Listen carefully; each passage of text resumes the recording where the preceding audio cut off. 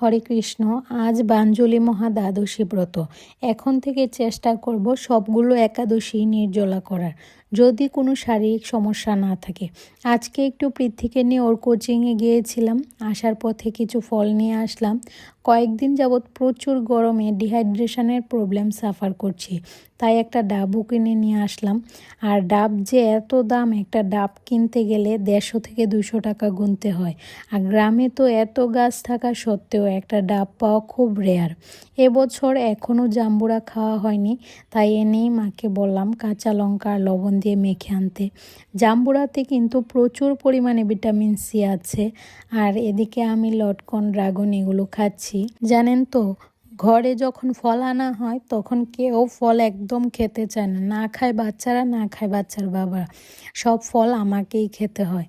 তো সেই জন্য আমার ফল আনতে ইচ্ছে হয় না। এই যে আজকে ফলগুলো আনলাম, অনেক কষ্টে ওদেরকে জোর জবরদস্তি করে তারপর খাওয়াতে হবে। তো আজকে এই পর্যন্তই, সবাই ভালো থাকবেন, টাটা।